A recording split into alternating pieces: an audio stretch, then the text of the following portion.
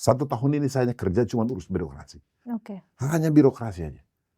Pembenahan birokrasi, kita profiling birokrasi, kita tes apa maunya dengan supaya kita menjadi dan kita mengikuti satu sistem yang dikeluarkan oleh Badan Kepegawaian Negara, namanya sistem manajemen talenta. Di mana dia cocok, itulah kita taruh dia di situ. Oke. Supaya membantu pemerintah betul-betul dalam melaksanakan pembangunan. Ini prinsip mimika rumah kita. Rumah kita tuh kami bilang R itu rukun, U itu unggul, M itu mimika harus maju, ya. A itu mimika itu harus aman, H itu mimika harus harmonis. Rumah. Sebenarnya inovasi-inovasi yang kita lakukan itu sebenarnya targetnya satu, untuk pelayanan masyarakat yang efektif, yang mudah dan efisien. Itu targetnya. Terus bagaimana kita membuat masyarakat itu, kita harus berpikir apa yang kita harus lakukan dengan situasi kita yang ada di Mimika, dengan budaya yang ada di Mimika, dengan adat istiadat yang ada di Mimika. Kita harus cari apa itu inovasi yang membuat supaya masyarakat ini yang tadi dia aman, dia merasa dia juga efisien dalam melaksanakan dan dia bisa mendapatkan nilai ekonomis.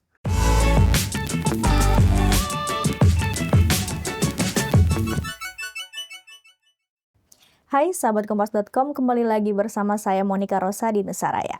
Hari ini saya akan berbincang dengan salah satu bupati dari Provinsi Papua Tengah, yaitu Bupati Mimika, Bapak Yohanes Retop. Halo Pak Bupati. Halo. Apa kabar? Sore. Kabar baik. Kabar baik. Ini baik, biasa disapa dengan sapaan Pak John ya. Betul. Jadi mungkin kedepannya Ocha akan panggilnya Pak John, boleh Bapak? Boleh sekali. Aman. Aman, oke. Aman terkendali. Oke, siap. Pertama-tama mungkin Ocha mau ngucapin nih Pak, selamat atas penghargaan-penghargaan di tahun 2025 yang sudah Bapak terima. Mulai mungkin yang pertama Kabupaten Mimika meraih juara 1 daerah paling harmonis dari 514 kabupaten kota se-Indonesia pada Harmony Award 2025 dari Kementerian Agama Republik Indonesia. Betul. Nah, ini makna dari penghargaan ini kira-kira apa Pak Bupati?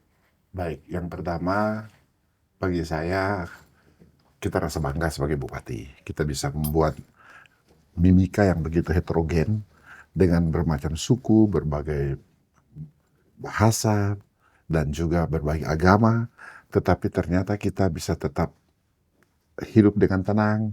Kita bawa Mimika ini dengan baik sehingga semua masyarakat hidup dengan tenang.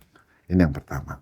Apa yang kita dapatkan dari situ? Kalau misalnya kita dapat harmoni ini, orang melihat Mimika itu akan menjadi satu daerah sebagai daerah yang aman. Kalau daerah ini sudah aman, tentunya orang ingin kita bisa jual daerah kita supaya jangan terindikasi bahwa Papua itu selalu kacau. Papua identik dengan kekacauan.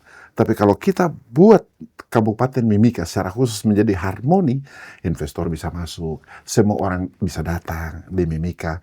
Dan sebagai pemerintah, saya sebagai bupati, kita bisa membuat apa saja yang terbaik untuk masyarakat Kabupaten Mimika. Kurang lebih gitu, Cok. Baik, berarti memang fokus Pak Bupati nih, Pak John nih, harmonisasi itu. Makanya nggak salah di tahun 2025 juga Bapak mendapatkan penghargaan pengukuhan Mandiri Indeks Harmoni Indonesia. Ya. Tahun 2025 dari Direktorat Jenderal Politik dan Pemerintahan Umum Kemendagri. Nah, ini apa sih Pak yang Bapak lakukan gitu sampai tercipta keharmonisan di Mimika? Jadi gini, sebenarnya yang IH ini yang dari Kementerian Dalam Negeri ini kami sebenarnya melakukan survei sendiri. Ada kota-kota yang ada indeks toleransi yang dibuat didaftarkan oleh Kementerian Dalam Negeri di seluruh Indonesia. Nah, saya sebagai bupati kami mau lihat apakah daerah kita ini juga cukup toleransi atau tidak. Sehingga kami membuat satu surveyor sendiri dan jadi ini ceritanya tuh mandiri. Dibilang mandiri itu kenapa? Karena kita bukan melihat satu daerah itu harmoni itu dari kacamatanya teori, bukan dari kacamatanya orang lain, tetapi dari masyarakat sendiri. Jadi kita buat survei kepada 1.250 orang, ya, dengan survei itu mengatakan apakah kita ini harmoni atau tidak, kita toleransinya luar biasa atau tidak di Mimika. Nah, itu yang oleh Kementerian Dalam Negeri, mereka mengatakan kepada saya bahwa ternyata Bapak ini punya inisiatif yang baik untuk seperti itu. Saya juga ada buat satu survei dan ini juga diberikan penghargaan, yaitu tentang daerah dengan informasi kewaspadaan dini. Baik. Itu juga dilakukan survei kepada 1.500-an orang yang memberikan informasi kepada kita, kira-kira bagaimana sih kita. Dan ini menjadi pilot project di Indonesia saat ini. Kami Luar memulai biasa. duluan tahun ini dan kemudian Kementerian Dalam Negeri sudah menetapkan bahwa untuk Indonesia kabupaten dan kota di Indonesia ini akan menggunakan sistem yang kita lakukan. Dan ini merupakan kebanggaan sehingga kami diberikan penghargaan ini. Baik, Kurang berarti lebih seperti itu. inisiatif Pak John ini untuk melakukan survei tadi ya Pak ya, Ya, itu hal pertama. Tapi untuk nilai dan praktek di Mimika sendiri Pak, kira-kira apa nih yang bisa berperan sampai memang berhasil menjaga harmonisasi di sana? saya kira begini, pemerintah sebagai fasilitator dan juga pemerintah sebagai regulator. Nah, tugas pemerintah cuma dua ini. Nah, dua ini kita membuat satu regulator-regulator dan kemudian kita memfasilitasi semua situasi yang ada di Mimika, kita fasilitasi semua suku, semua agama di sana dengan baik. Sehingga kita berusaha, jadi target saya itu cuma satu saja. Target itu hanya untuk pembangunan. Daerah kita tuh aman. Kalau orang aman kan orang mau datang bangun apa saja, it's okay. Investor mau datang, tenaga kerja dari tempat lain juga mau datang. Karena mereka melihat bahwa Mimika ini aman. Tidak ada apa-apa. Dulu sebelum ini, saya untuk mencari dokter spesialis saja ke Jakarta, misalnya. Untuk Untuk di Mimika. ditempatkan di Mimika, susah. Oke. Kita minta sama Kementerian Kesehatan, ditawarkan kepada Kementerian Kesehatan, mereka bilang banyak yang tidak mau datang ke sana. Kenapa? Walaupun kami sudah berusaha untuk memberikan insentif yang besar, fasilitas yang luar biasa, yang tidak seperti didapatkan oleh orang lain, di daerah lain. Tapi ternyata mereka tidak mau datang. Kenapa? Karena daerah kita dianggap sebagai daerah yang konflik, daerah yang kacau, daerah yang yang situasinya membuat Kamtipasnya tidak aman. Tapi ternyata seluruh tim Yuri yang datang, mereka melihat, katakan dari Kementerian Dalam Negeri, dari Kementerian Agama, dari beberapa institut yang memberikan penilaian kepada kami langsung, ternyata mereka bilang, ternyata tidak begitu informasi di luar. Mimika ini aman. Makanya kami harus jual ini. Kita harus sampaikan kepada seluruh masyarakat. Dan itu merupakan suatu penghargaan yang kita dapat melalui inovasi. Bukan inovasi, apa namanya? Tadi untuk harmonisasi. Harmonisasi. Dan terbukti. Belum sampai 1 bulan saya terima penghargaan itu. Sudah ada 3 atau 4 investor sudah minta untuk datang ke kita. Oke, berarti Ini luar biasa. berdampak ya Pak? Oh, dampaknya luar biasa. Besar. Oke. Saya merasa dampaknya luar biasa. Dan Kementerian Kesehatan sudah menyampaikan kepada kami bahwa silakan, nanti ada beberapa dokter-dokter yang mau praktek juga boleh di Timika. Luar biasa, oke. Nah, berarti Ocha semakin penasaran sih Pak, di periode kepemimpinan Bapak, itu kira-kira program apa nih yang memang jadi fondasi utama untuk fokus ke keberagaman yang ada di Mimika? Oke. Yang pertama, dalam program kami membuat moto membangun dari kampung ke kota. Kampung ke kota. Kampung ke kota. Baik.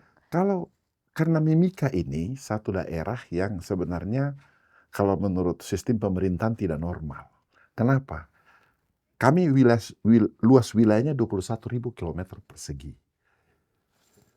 Masyarakatnya kurang lebih 300, saat ini mungkin 320.000 populasinya. Tapi semua tinggal di kota Timika. Sedangkan luas kita dengan 18 distrik, ada gunung, ada pantai yang begitu jauh jaraknya.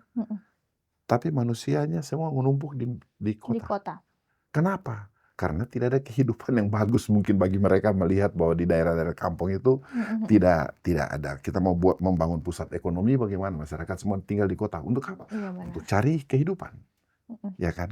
Makanya pembangunan mulai dari kampung ke kota supaya masyarakat ini kita bisa sebar. Saya kasih contoh terkait ekonomi. Misalnya kita punya kopi.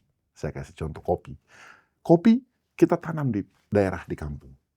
Tapi kopi itu dibawa ke Timika, baru diolah di Timika. Kita rubah nih mindsetnya. Kopi kita bangun di sana, kita olah Olah juga di di sana, supaya orang dari Timika lari ke sana. Ini sudah mulai kelihatan hal-hal yang seperti begitu. Begitupun ikan.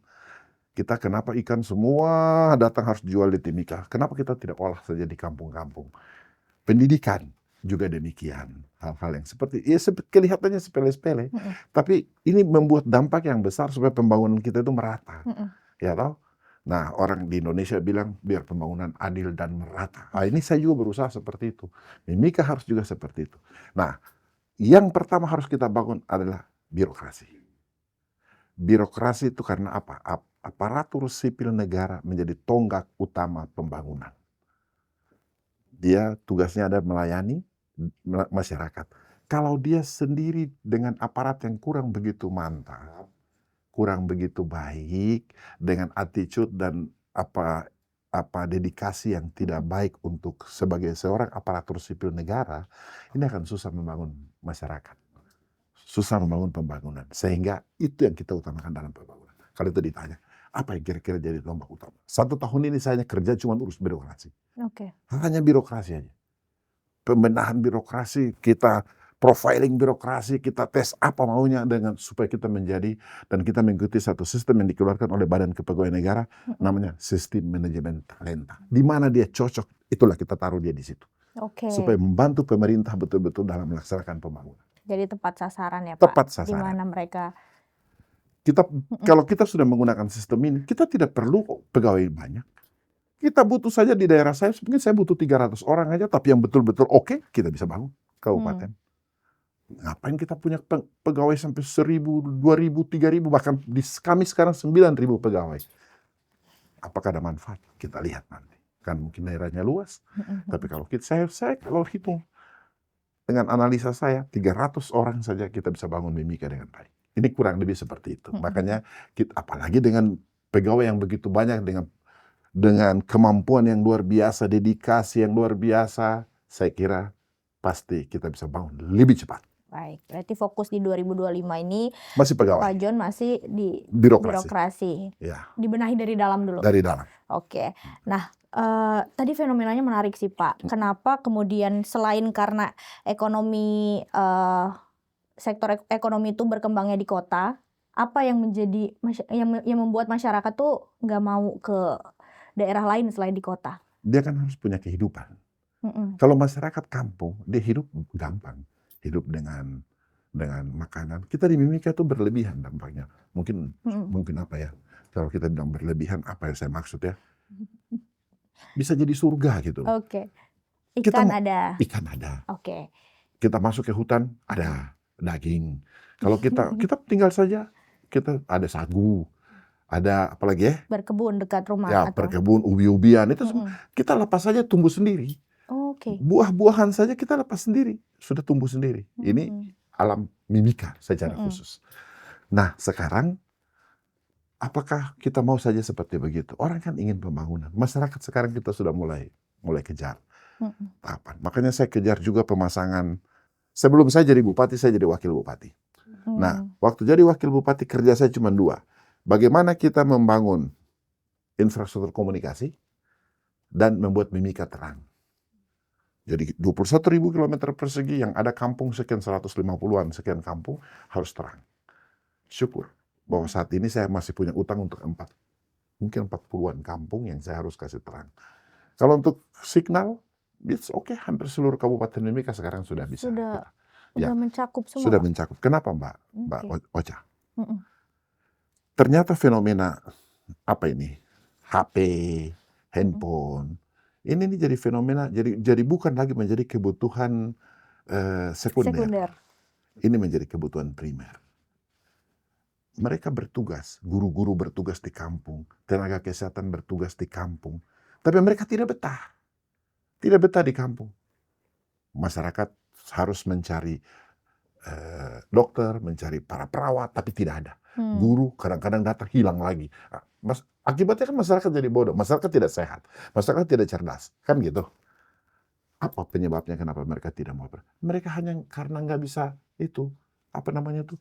nggak bisa update status. Hah, serius Pak? Serius, ini kan fenomena kita saat ini begitu. Tidak bisa update Oke. status, tidak ada signal. Makanya saya berusaha. Dan itu terjadi. Begitu signal semua kita sudah pasang di hampir semua daerah. Kita juga bekerja sama dengan Komdigi, waktu itu Oke. masih Kominfo dulu. Dan sekarang guru-guru betah di lokasi. Perawat Hmm. mereka betah di rumah sakit, di puskesmas. Dan sekarang itu terbukti. Kenapa ada? Oh ternyata karena dia bisa telepon-teleponan, gitu-gitu. Yang kedua, dia juga betah. Dia tidak perlu keluarin uang apa-apa. Kalau di Timika, di kota, dia kan harus keluar naik transport, ke sana, kemari, beli, jajan, restoran, segala macam kan. Tapi kalau di kampung kan tidak. Hmm. Ya, ini membuat mereka sekarang juga betah. Ini salah satu Oke. yang membuat fenomena ini. Jadi fasilitas di sana juga akhirnya Sudah mulai lengkap lah ya. baik. Sudah. Oke. Ya, puji Tuhan. Puji Tuhan. Oke, Bapak kalau untuk masyarakat adat Ya. di Mimika ini kan Ya. pasti banyak sekali gitu. Bagaimana pendekatan Pak Bupati? Masyarakat adat ini secara khusus di Mimika ini ada dua masyarakat adat yang memiliki hak wilayah di sana, yaitu masyarakat Kamoro yang hidup di pantai dan masyarakat Amume yang hidup di gunung.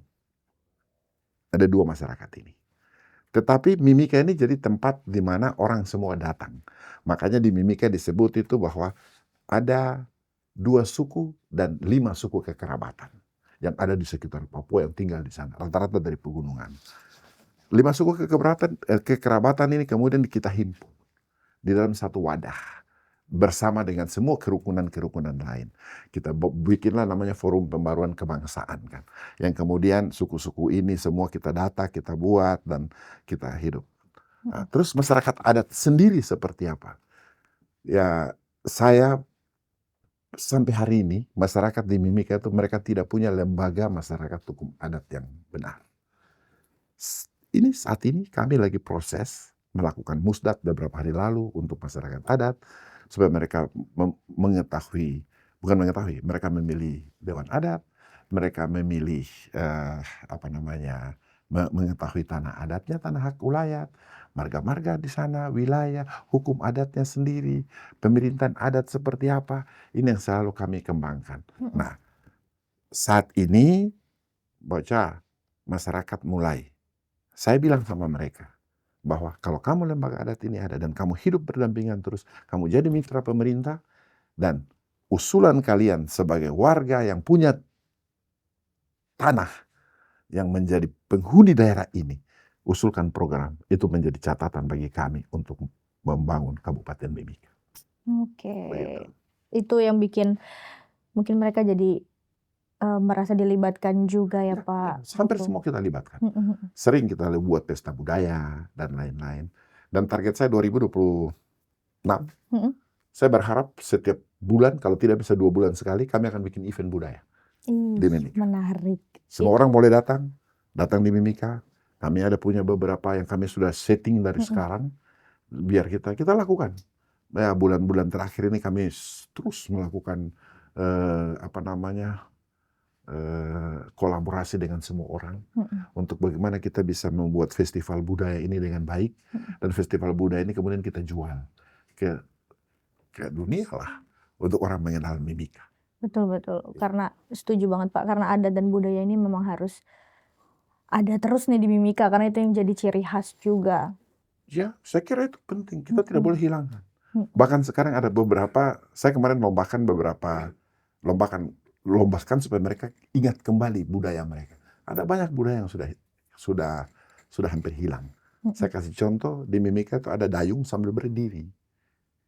Dayung perahunya panjang, bukan perahu seperti kita. Perahunya panjang, ceper bentuknya, dia dayung sambil berdiri, sambil nyanyi. Di sungai atau?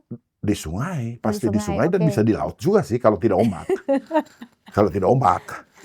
Tapi itulah transportasi mereka pada saat waktu lalu.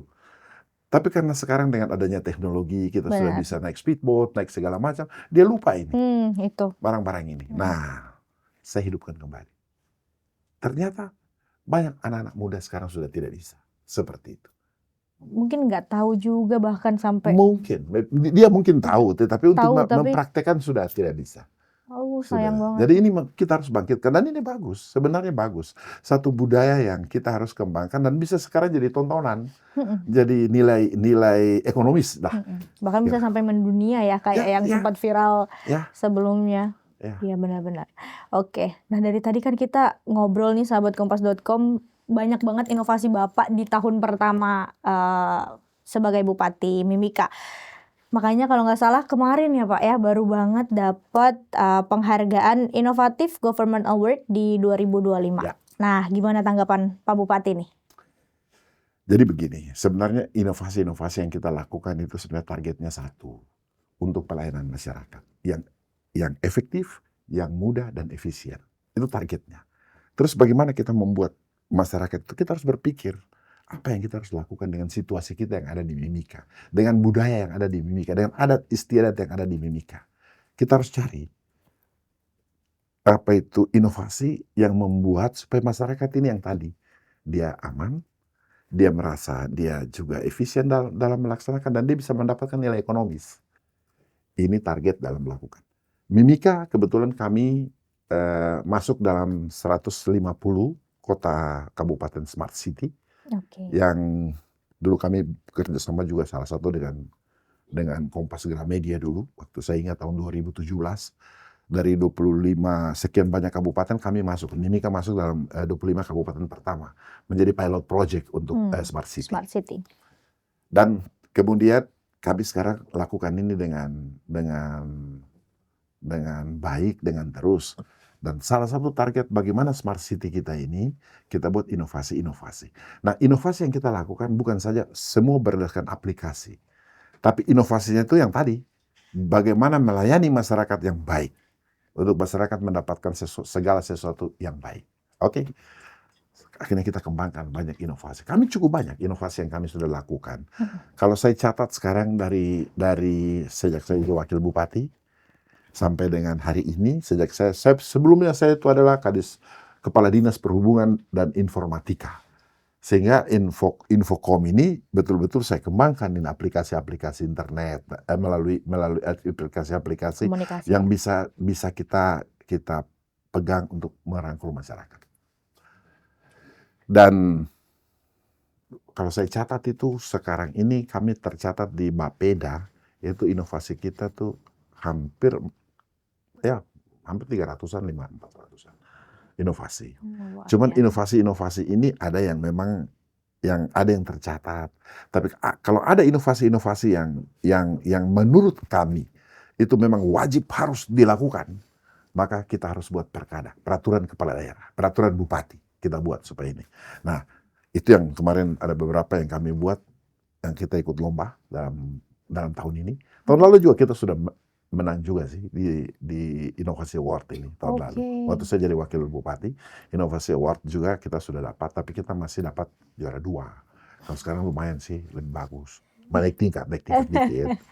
Gitu. Kemajuan ya Pak. Ya. Nah ini tipsnya apa Pak? Mungkin bisa di-share ke sahabatkompas.com gimana Bapak bisa selalu kreatif gitu dan berdampak gitu ya bagi warga di Mimika. Kalau bilang tips itu hanya satu tujuan saja. Tips itu, niat itu datang dari, action, implementasi itu datang dari niat. Itu dulu. Niat kita apa? Niat kita bagaimana kita membawa masyarakat kita ini cerdas, ya, masyarakat ini sehat, masyarakat ini aman, damai, dan menuju sejahtera. Kami punya salah satu visi misi itu menuju gerbang emas Mimika. Gerbang emas itu singkatan dari Gerakan Kebangkitan Masyarakat Adil dan Sejahtera. Ini misinya kami, visinya kami. Terus apa yang kita lakukan untuk bisa membuat masyarakat itu merasa jangan kita omong doang, jangan kita hanya bicara, tapi kita action. Kita lakukan sesuai dengan apa-apa yang tadi kita bilang, inovasi. Baca, saya lupa tadi saya sampaikan bagaimana kita membuat Mimika ini. Saya sekarang punya satu tagline. Mimika ini sekarang punya tagline. Apa tuh Pak? Namanya Mimika Rumah Kita. Mimika Rumah Kita. Mimika Rumah Kita. Mimika Rumah Kita ini apa? Mimika yang begitu banyak. Mimika yang heterogen, begitu banyak suku, bangsa, dan lain-lain. Mereka harus tinggal dalam satu rumah, dan rumah ini dimiliki oleh dua suku tadi, suku Kamoro dan Amume, dan semua orang datang dari mana-mana tinggal di Mimika. Mimika itu orang Norwegia ada loh tinggal di sana, karena ada PT Freeport di sana. Sehingga ada orang Chili ada di sana. Ya, jadi hampir orang seluruh dunia itu ada di Mimika. Kalau orang Indonesia dari Aceh sampai di Papua sana semua ada, ya semua ada di sana. Nah sekarang bagaimana kita meng-create-nya supaya kita itu damai tadi. Makanya Mimika itu kita sebut dan Mimika rumah kita. Ini rumah kita harus jaga rumah kita ini dengan baik. Rumah kita tidak boleh bocor. Rumah kita tidak boleh dimalingin, istilahnya kayak gitu. Orang yang tinggal di dalamnya harus dia tidak boleh sakit, harus sehat, tidak boleh goblok, harus cerdas, ya loh. Berarti harus pendidikan kita perhatikan, kesehatan kita harus perhatikan. Orang yang tinggal di dalamnya harus bisa bisa rasa aman. Kita kerjasama, kolaborasi dengan tokoh-tokoh agama, berbagai agama, supaya mereka niat untuk bisa. Dan pemerintah perhatikan luar biasa untuk pembangunan rumah ibadah, peningkatan iman, dan lain-lain. Ini kami betul-betul perhatikan Tuhan. Dan orang yang di dalamnya semua tidak boleh lapar. Mereka harus sejahtera. Ini prinsip Mimika rumah kita. Rumah kita tuh kami bilang R itu rukun, U itu unggul, M itu Mimika harus maju, ya. A itu Mimika itu harus aman, H itu Mimika harus harmonis. Rumah kita, Mimika ini kaya, ya ada emas, tembaga, segala macam di sana, ada ikan, ada hutan yang luar biasa. Mimika itu indah. Kalau datang di sana, Mbak Ocha kalau ke sana nggak mau pulang nanti. Aduh. Mimika itu harus itu kuat, ya, dan Mimika harus amanah. Semua orang yang tinggal di sana harus bertanggung jawab terhadap rumah yang kita tinggal. Itu kurang lebih, itu dasar sehingga kami bisa dapat award. Dan saya sudah tuangkan dalam peraturan bupati. Besok saya buat perda, peraturan daerah. Oke, lengkap. Sahabat Kompas.com ada gunung, ada pantai. Ini Ocha jadi nggak sabar mau ke sana, Bapak. Oke. Ada salju abadi. Wih, salju abadi. Iya. Yang di puncak ya, Bapak? Atau? Iya, di Gunung Kartens. Di Kartens itu masuk ke Mimika berarti ya? Gunung Kartens, tadi saya sudah jelaskan. Gunung Kartens itu gunung yang tingginya kurang lebih 7.000 meter. Salah satu The Seven Summit di dunia. Benar. Orang datang untuk mendaki kalau hobi. Benar. Kan gitu. Di sebelah selatan, gunung ini masuk dalam Kabupaten Mimika. Oke. Sebelah utara masuk di Kabupaten Puncak. Sebelah timur masuk di Kabupaten Intan Jaya. Dan sebelah barat. Dan sebelah timur itu dia masuk juga di Kabupaten Puncak.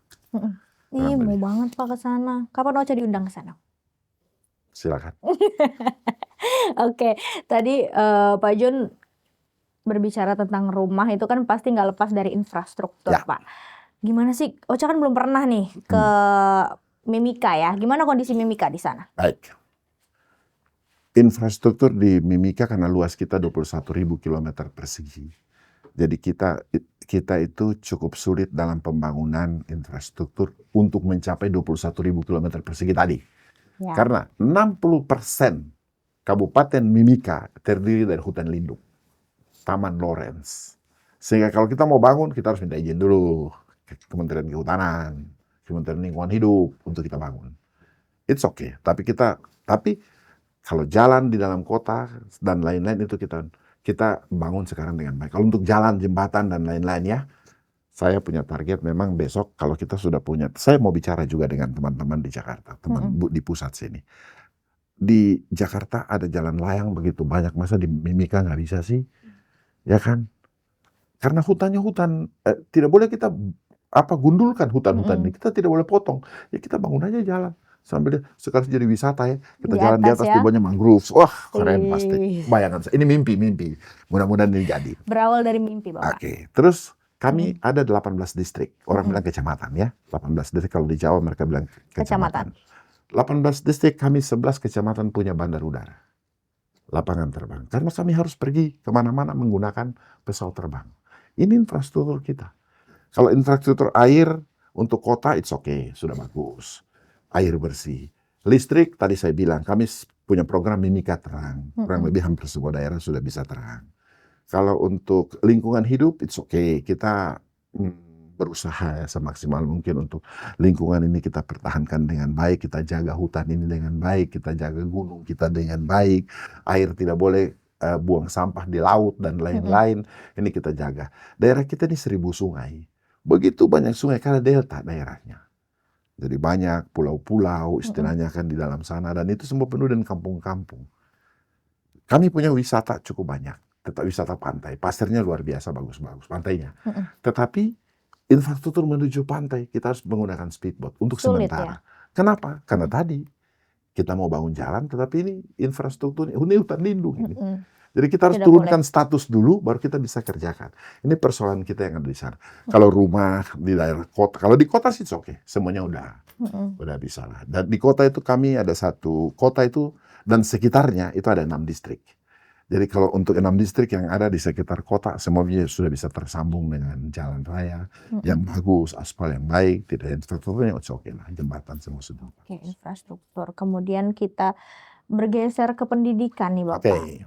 Bagaimana pendidikan di Mimika untuk terutama terkait pemerataannya Bapak? Ya. Tadi kan memang daerahnya berjauhan. Itu seperti apa yang Bapak lakukan? Nah, pendidikan ini salah satu yang harus salah satu yang sulit adalah guru. Oke.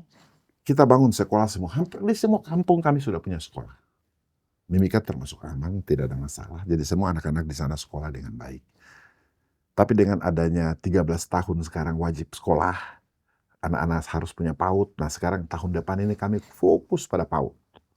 Kita harus bangun PAUD di mana-mana. Di kampung-kampung semua punya PAUD. Karena sekarang dengan ada kebijakan pemerintah pusat bahwa wajib sekolah 13 tahun, salah satunya dia tidak bisa masuk SD kalau tidak mengikuti TK. Nah ini yang sekarang kami lagi program untuk tahun depan. Nah untuk tingkat SMP, tingkat SMA, bahkan sampai di pendidikan di kampus perguruan tinggi di Mimika semua kita ada. Cuman persoalan kita adalah tenaga pengajar. Tenaga pengajar kita tidak merata di mana-mana. Ada satu sekolah yang kelasnya 6, gurunya kita harus pinjam. Gurunya cuma 6, atau bahkan gurunya kurang jadi 5. Ini yang kita perjuangkan mati-matian untuk pemerataan distribusi guru di semua sekolah-sekolah dasar, terutama sekolah dasar ya. Kalau di tingkat SMP dan SMA itu sudah bagus. Nah, Mbak Ocha, saya baru saja launching satu sekolah kami di Mimika, ya, namanya Sekolah Transformasi Nusantara. Ini tingkat SMA, sekolahnya adalah, dan kami juga baru melakukan sekolah di pesisir, di pantai, yang namanya Sekolah Sepanjang Hari. Jadi 2 sekolah, satu tingkat SMA, Transformasi Nusantara itu sekolah berkarakter. Jadi sekolah, tetapi kemudian dia harus merubah anak-anak ini bisa melakukan segala sesuatu full gratis. Dan dia sekolah sepanjang hari, makan 2 kali di sekolah. Kami berikan, bukan MBG ya. Sebelum MBG bahkan sebelum kita sudah lakukan. Luar biasa. Artinya, tapi itu bukan karena kita bukan apa-apa, tapi kita memang dari dulu kita harus lakukan itu. Kan gitu. Nah, yang sekarang kami juga lagi lakukan adalah SSH, sekolah sepanjang hari untuk tingkat SD. Tingkat SD itu anaknya dia datang pagi di sekolah, kemudian dia mandi di sekolah, diajarin sama guru untuk cara mandi di tingkat bawah, kemudian dia makan pagi di sekolah, dia berdoa dulu di sekolah, kemudian ikut pelajaran sampai jam 12, jam 1 siang sesuai dengan it's okay. Pelajaran sekolah. Sesudah itu dia tidak boleh pulang. Dia ikutin kegiatan di sekolah sampai jam 5 sore. Baru dia pulang. Kami juga punya sekolah pola asrama. Ada 3, 4, 5 sekolah. 5. Ada sekolah pola asrama yang anak-anaknya masuk di dalam asrama dari kecil, kemudian dia tinggal semua kehidupannya dalam asrama. Tapi ternyata saya pribadi melihat bahwa ternyata sekolah di dalam asrama plus minus. Sehingga kita coba, dia ternyata jauh dari keluarga, orang tua. Saya berharap orang tua juga punya tanggung jawab terhadap anak-anak ini. Jadi tetap nengok gitu ya? Atau? Bukan nengok, dia punya peran. Berperan. Makanya kami ciptakan sekolah namanya Sekolah Sepanjang Hari, SSA. Sekolah sepanjang hari yang tadi saya cerita. Jadi orang tua yang antar ke sekolah, dia tidak perlu kasih mandi anaknya di rumah. Anaknya mandi di sekolah, gurunya ajar. Makanya di sekolah itu ada kamar mandi, ada toilet, ada apa namanya tempat isi pakaian dia. Kemudian ada catering, bukan catering ya, rumah makan, kantin, tapi makannya gratis. Kantin tapi bukan untuk kita beli, makan untuk mereka kasih. Ini kami kembangkan di Mimika. Dan saya di Mimika sudah 2 sekolah. Hampir seluruh Papua Tengah kami mau terapkan sistem ini. Seluruh Papua Tengah. Dan kami sudah lakukan kalau di Papua Tengah itu sudah ada 1, 2, kami 2, kami 4. Kami sudah 4. Di kabupaten lain ada yang 2, ada yang 1. Kami sudah mulai ciptakan sekolah seperti itu. Dan karena kami melihat ini persoalan apa? Karena budaya. Karena budaya. Pak Ocha, anak-anak di sana, anak-anak asli yang tadi Amume sama Kamoro. Mereka itu kan datang ke sekolah. Kalau ada musim ikan di laut, orang tuanya nomaden, berpindah-pindah. Anaknya juga dibawa, tidak sekolah. Ini persoalan kita. Bagaimana kita harus ciptakan sekolah supaya anak-anaknya betah? Gimana caranya? Kita buat mereka seperti itu. Tapi ini kita ekstra kurikuler benar, ekstra luar biasa untuk bisa menjaga mereka. Kurang lebih begitu. Dan ini pendidikan yang kita terapkan saat ini memang kita ketinggalan cukup banyak. Tapi kita berharap bahwa dengan adanya pendidikan ini kita bisa lebih baik. Nah, saya kemarin saya baru launching namanya Sekolah Transformasi Nusantara. Tingkat SMA.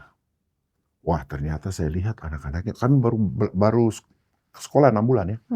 Baru 6 bulan dari bulan Juli, sekarang kemarin saya lihat perkembangannya luar biasa anak-anaknya. Bahkan sekarang banyak anak-anak mau pindah ke situ untuk sekolah. Kita tanggung gratis, full gratis. Makan 2 kali.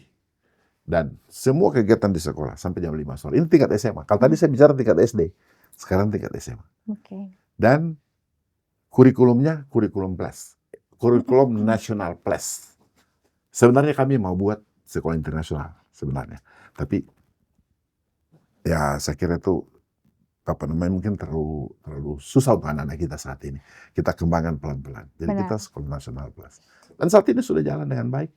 Dan mudah-mudahan ini yang kita kedepankan semuanya untuk pendidikan. Kita sangat jauh pendidikan untuk kita. Sehingga kita harus betul-betul cari strategi, cari metode yang kira-kira bisa membuat anak-anak kita itu. Fokusnya ke karakter juga ya Pak ya? Pendidikan karakter. Karena memang karakter itu paling penting. Kita ngapain kalau kita anak-anak kita ini harus kita buat supaya mereka itu punya inovasi, mereka kreatif, mereka punya ide-ide yang luar biasa. Saya tanya anak-anak kita, saya di Mimika ada satu hari itu saya tetapkan dalam peraturan bupati itu surat edaran bupati itu sekolah sepanjang hari. Sekolah 1 hari namanya Hari Cita-Cita. Saya tidak tahu di daerah lain ada, tapi saya lagi buat di Mimika itu hari cita-cita. Setiap hari Kamis, SD, SMP, SMA, SMK, semua harus gunakan pakaian sesuai dengan cita-citanya. Jadi itu kalau dia mau jadi jadi pengusaha, silakan berpakaian seperti pengusaha. Kalau dia mau jadi haji misalnya, bukan sorry haji, dia menjadi menjadi pilot, pakailah pakaian pilot. Menjadi tentara, berpakaian tentara. Dan hari Kamis itu kita senang lihatnya. Jadi anak-anak ini konsisten. Saya berharap. Nggak berubah ya? Nggak berubah cita-citanya. Dan kita kamu mau, sekarang anak-anak kecil ini kalau, saya tidak tahu kalau di Jawa ya. Di Jawa mungkin pasti lebih bagus, di Jakarta pasti orang sudah punya cita-cita. Anak-anak kita di Papua tanya mau jadi apa? Nggak tahu. Kita tanamkan rasa ini. Supaya dia punya niat untuk melakukan itu. Benar-benar. Ini hanya metode yang kita buat, metode untuk bisa membuat pendidikan ini baik di Indonesia. Gitu Pak. Berarti memang tadi sistem pendidikan yang dibuat sama Pak Bupati, inovasinya seperti itu ya memang karena ada background-nya tadi ya Pak ya? Karakter. Budaya, adat istiadat. Nah, gimana nih Pak, Bapak melihat Mimika dalam beberapa tahun ke depan? Apa ini? Dalam bentuk apa? Pembangunan? Mimpi banyak. Boleh disampaikan mimpinya Bapak. Kira-kira Tadi Bapak... salah satu yang saya sudah sampaikan, mimpi saya. Tapi target kami adalah dalam paling tidak 5 tahun ke depan, dalam 5 tahun ke depan itu apa yang belum ada di Mimika kita buat jadi ada. kita datang investor banyak. Kita pemerintah juga tidak bisa bekerja sendiri. Pemerintah harus bekerja dengan stakeholder yang lain. Pemerintah harus terbuka kepada seluruh masyarakat. Kita bisa ada kritik dan kepada masyarakat dan lain-lain. Sehingga it's okay. Masyarakat boleh memberikan informasi ini kepada kita supaya kita itu mau apa. Investor masuk bisa buat apa saja di Mimika. Ya, salah satunya ya ini bercanda ya. Misalnya contoh, kita sudah banyak ya bisnis-bisnis waralaba yang ada di Jakarta, di kota itu sudah ada di Mimika. Tapi kita berharap lebih baik. Misalnya Pizza Hut, ya orang pikir di Mimika tidak ada Pizza Hut. Ada Pizza Hut di Mimika, dia bangun.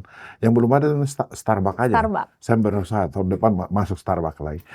Luar biasa. Ini Aman kan ngopi di contoh-contoh. sana sahabatkompas.com. Jadi kalau ke Mimika mau ngopi aman. Ada. Walaupun sekarang Timika itu salah satu yang terbanyak kafe kopinya. Jadi saya juga nggak Mulai tahu. dari lokal. Kopi-kopi, saya tidak tahu kopi lokal, kopi apa, saya nggak ngerti ya. Tapi kok saya kadang-kadang lihat kafe ini, banyak parkir. Mungkin apa orang hobi minum kopi, kalau mau jajan kali ya. Mungkin gitu kali. Itu, Iya. tapi itu yang kita lihat fenomena masyarakat anak muda. Kalau anak di sana kan berbagai suku bangsa ada di sana. Jadi pergaulannya it's okay. Gitu. Baik. Mungkin terakhir Pak John, sebagai pemimpin gitu ya, dan sebagai bagian dari masyarakat Papua, apa sih Pak makna membangun Mimika bagi Bapak? Kalau ditanya makna membangun Mimika, makna ya. Saya bingung kalau saya tanya maknanya. Tapi intinya bahwa begini, kalau kita membangun Mimika, kenapa saya mau jadi bupati? Karena saya mau tata Mimika ini dengan baik. Saya mau buat masyarakat kita ini hidup sejahtera. Saya ingin sekali pembangunan yang ada di Mimika itu bisa setara dengan di daerah lain. Paling tidak kita bisa bersaing lah dengan daerah lain. Ingin pendidikannya baik, ingin kesehatan baik. Masa di rumah kita ingin bahwa masyarakat di Mimika itu bisa mau apa saja ada gitu. Tidak susah. Dan karena target saya, Mimika itu akan menjadi kota jasa dan menjadi kota industri. Saya bikin jasa kenapa? Buat Timika itu jadi jasa. Yang kita harap, multiple efek yang kita dapat. Mbak Ocha, tadi sudah bilang ya, kami mau buat festival di sana. Terus setiap bulan. Kita undang dari mancanegara datang. Yang kita kejar apa? Ekonomi kita. Hotel naik. Benar. Ya toh, huniannya, restoran laku, UMKM. transportasinya laku, UMKM-nya laku, multiple efek yang kita dapat. Jadi target utama maknanya masyarakat harus sejahtera. Masyarakat harus bisa berdiri dan masyarakat asli bisa hidup di tanahnya sendiri dengan sukses. Target saya seperti itu. Baik, pembangunan untuk masyarakat Mimika dirasakan Pembangunan masyarakat untuk Mimika. masyarakat Mimika, masyarakat merasa bahwa pemerintah itu hadir untuk mereka dan masyarakat merasa dilayani dan masyarakat merasa ternyata kami ini harus seperti ini. Ada mimpi-mimpi lain yang sebenarnya saya punya banyak, kalau cerita panjang Mbak Bocah. Tapi intinya seperti itu. Baik, luar biasa. Mungkin nanti di perjumpaan lain waktu Bapak. Terima It's okay. kasih sudah hadir ke studio kompas.com. Semoga Bapak semakin semangat nih untuk berinovasi dan berdampak untuk masyarakat Mimika. Baik, terima kasih Mbak Ocha, terima kasih seluruh masyarakat. Saya berharap mohon dukungan kepada kami di Mimika dan kita tetap hidup bersama dengan Mimika sehingga harmoni kehidupan untuk masyarakat Indonesia ini tetap terjaga. Saya Mimika, saya Indonesia. Saya Mimika, saya Indonesia. Baik, terima kasih Bapak. Baik, sahabat kompas.com, terima kasih sudah menyaksikan edisi Nusaraya hari ini. Perbincangan saya bersama Bupati Mimika. Saya Monica Rosa pamit undur diri. Salam Nusaraya, semangat Bhinneka Indonesia Raya. Sampai jumpa.